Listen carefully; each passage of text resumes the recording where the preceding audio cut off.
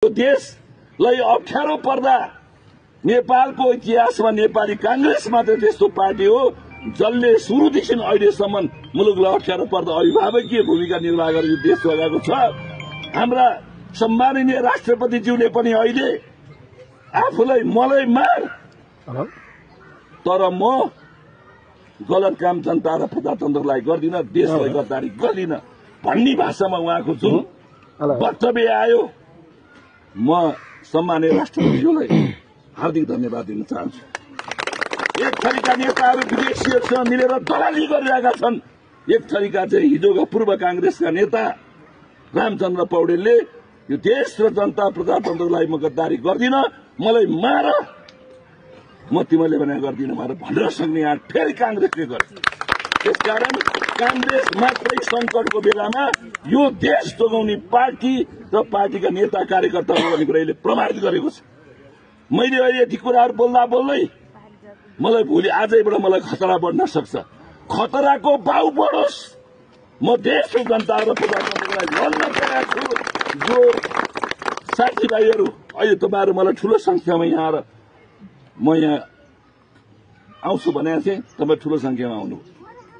तपाईहरुको यो प्रजातन्त्रपट्टिको चाहिँ प्रतिबद्धता हो भन्ने मैले ठानेको छु। विकासका प्रति, निर्माणका प्रति, आतंककारीहरूको विरुद्धमा, लुटेराहरूको विरुद्धमा यहाँ कांग्रेसको अर्को नाम विकास हो, कांग्रेसको अर्को नाम प्रजातन्त्र हो, कांग्रेसको अर्को नाम समृद्धि हो, कांग्रेसको अर्को नाम राष्ट्रवाद हो, कांग्रेसको अर्को नाम नागरिकहरूको अधिकारको संरक्षण गर्ने संस्था हो। त्यसकारणले अहिले सबैतिर कांग्रेसका प्रति घेराबन्दी भइरहेको छ। कसैले गल्ती गरेको होला व्यक्तिगत रूपमा, यस गम्भीर परिस्थितिमा छ। हामीले यो व्यक्तिका सम्पत्तिको बारेमा केही कुरा छैन, मुलुक चलिरहेको छ। देशको व्यवस्थापिका, कार्यपालिका, न्यायपालिका सबै चलिसक्यो। आज अराजक स्थिति हो, न्यायको शासन छैन। अब त्यो परिस्थितिमा कांग्रेसले धैर्यताका साथ दृढतापूर्वक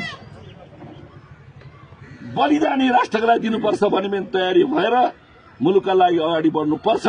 नेपाली कांग्रेसको सिपाही हुनुमा हामीलाई गर्व छ, जसले देशको परिवर्तनको लागि सधैँभरि लडेको छ, भिडेको छ, निर्णायक आन्दोलन गरेको छ, जनतालाई रैतीबाट चाहिँ नागरिक बनाएको छ। त्यो पार्टीका कार्यकर्ता हामी हौ र हाम्रो पार्टीले सायद अब आह्वान गर्ला, छलफल होला र यस्ता हिंसा, हत्या, आगजनी र देशका माया